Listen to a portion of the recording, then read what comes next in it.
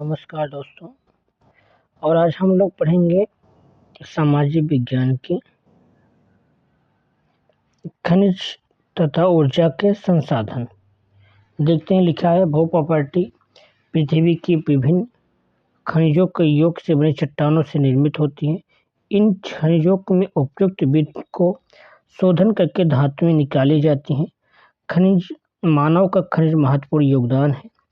Fluoride धातुओं को गलने से रोकता है। फ्लोराइड नामक खनिज प्राप्त होता है। खनिज किसे कहते हैं? अगला हेडिंग आता है खनिज।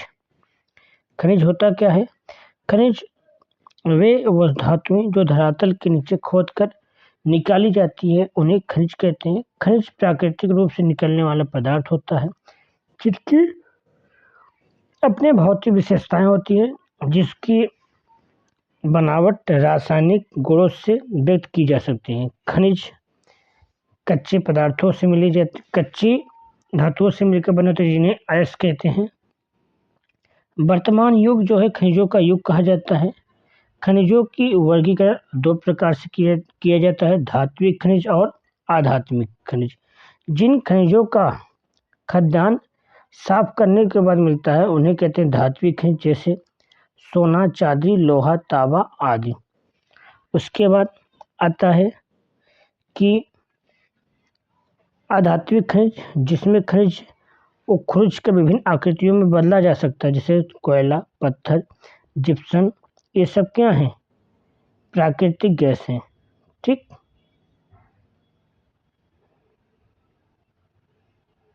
जो अगला टॉपिक आता है, शक्ति के साधनों को दो भागों में बांटते हैं। शक्ति के साधनों को कितने भागों में बांटते हैं? दो भागों में बांटते हैं। पहला क्या है?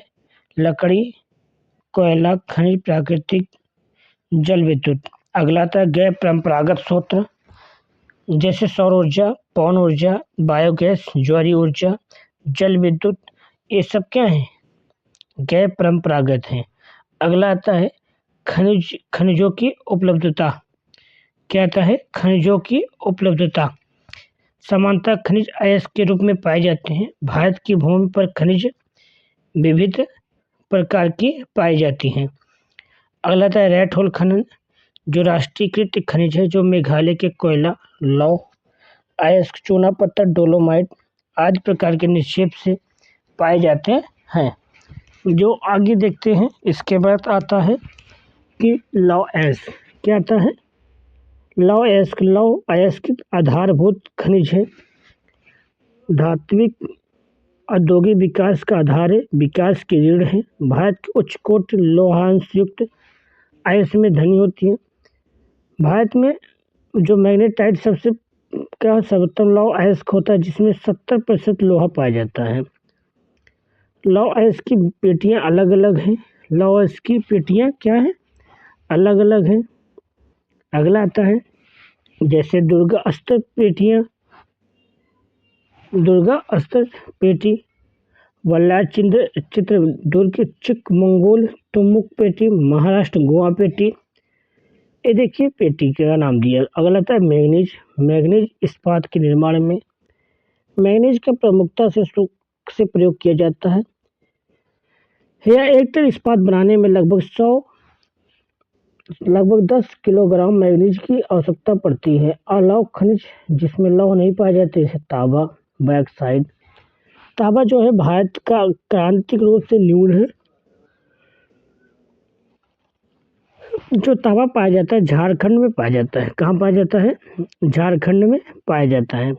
बॉक्साइट जो है एल्युमिनियम का नया अयस्क है, किंतु सर्वाधिक एल्युमिनियम क्ले जैसी दिखने वाली पदार्थ बॉक्साइट से प्राप्त होता है। भारत में बॉक्साइट का निक्षेप मुख्यतः अमरकंटक पठार, मैकाल पहाड़ियों तथा बिलासपुर कटनी के पठारी प्रदेश में पाए जाते हैं।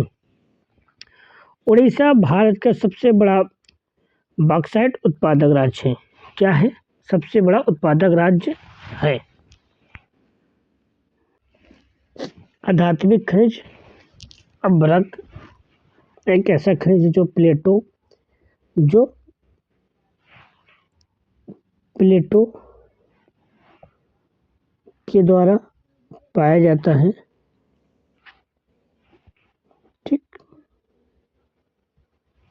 जैसे अभ्रक एक ऐसा खनिज है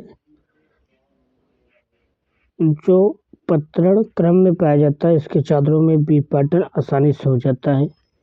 छोटा नागपुर बिहार, उड़ीसा, कोडरमा, गया, हजारीबाग ये अग्र राज्य हैं। कोयला वनस्पति का अत्यंत प्राचीन रूप है। 18वीं शताब्दी में प्रारंभ में कोयले का उपयोग वाष्प स्टीम के रूप में हुआ था।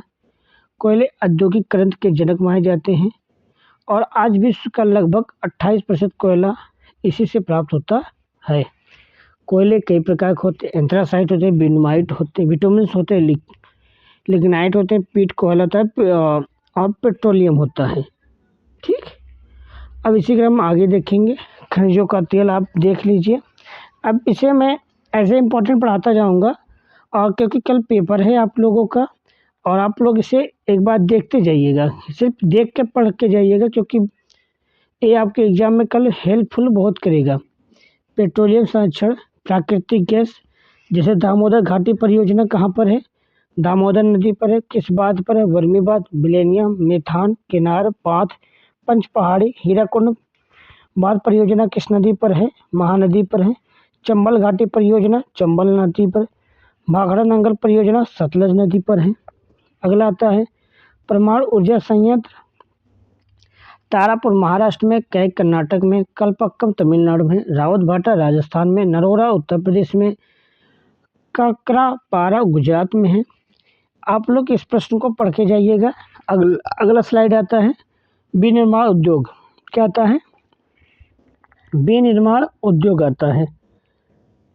आप लोग देखते रहिए, विनिर्माण उद्योग में पढ़ लीजिए क्योंकि रोके हुए हैं, क्योंकि आपका एग्जाम है कल और आप इसे एक बार पढ़ के जाइएगा, जरूर पढ़ के जाइएगा इसे और देखिएगा आपको पूरा पूरा इसी प्रश्न आएगा। इसी क्रम में अगला स्लाइड आता है, देख लीजिए। स्वामित्व के आधार पर जो होते हैं सार्वजनिक क्षेत्र में, निजी के क्षेत्र में, संयुक्त उद्योग में, सहकारी उद्योग में, कृषि आधारित उद्योग में और वस्त्र उद्योग में। भारत जापान का जब भारत जो है जापान को सूती निर्यात करता है। पटसन उद्योग बांग्लादेश के बाद सबसे बड़ा देश जो भारत देश है जो पटसन का निर्यात करता है। अगला स्लाइड आता है आपको चीनी उद्योग, एल्युमिनियम प्रगलन, रसायन उद्योग, उर्वरक उद्योग, सीमेंट उद्योग। 1904 में सबसे पहले चेन्नई में सीमेंट उद्योग लगाया गया था। आपसे पूछ सकता है कि सीमेंट उद्योग कब लगाया गया था? 1904 ईस्वी में। अगला स्लाइड आता है प्रदूषण, देख लीजिए।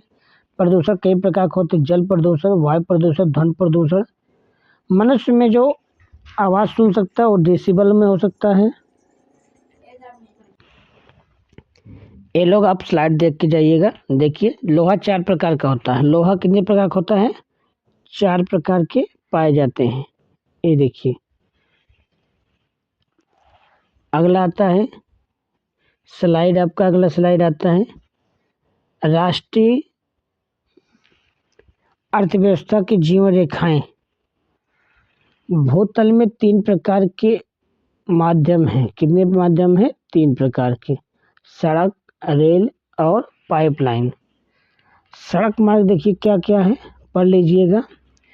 और पक्की सड़क है और राजमार्ग क्या है? ये प्रमुख भारत की सड़कें हैं। अगला क्रम आता है स्लाइड, ये देखिए स्लाइड में रेल परिवहन है। बड़ी लाइन क्या होती है? मीटर गेज क्या होता है? छोटी लाइन क्या होता है? पाइपलाइन परिवहन क्या है? भारत के प्रमुख पाइपलाइनें क्या है? जल परिवहन क्या है? ये सब आपको जानकारी मिलेगी। आगे देखेंगे, लास्ट स्लाइड है।